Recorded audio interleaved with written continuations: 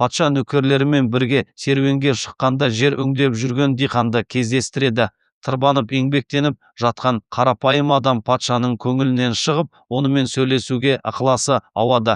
Бірнеше сауалдан кейін патша егістіктің бұл адамдікі емес екенін, күніне 15 лира үшін жалданып еңбек ететінін түсінеді.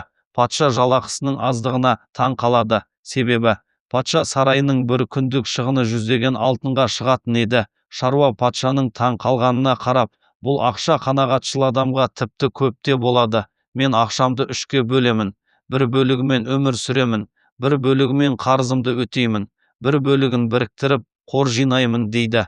Патша бұл жұмбаққа ұқсаған сөздерден еш нәрсе түсінбейді. Ақкөңіл диқан күлімсіреп, ақшаның бір бөлігімен қарызымды қайтарамын дегенімде мынаны айтпақшы болдым. Бала кезімде үлкен қамқорлық көрсеткен ғой. Менің әкем мен шешем. Ақшамның бір бөлігін соларға беремін. Ақшамды қор ретінде жинаймын дегенім. Бұл ақшамның бір бөлігін балаларымның біліміне төлеймін. Менің қолым, аяғым жұмыстан қалған жағдайда олар маған көмектеседі деп үміттенемін. Қалған ақшамды өзімнің мұқтаждарыма жұмсаймын дейді. Патша қарапайым адамның бұл әрекетіне риза болады.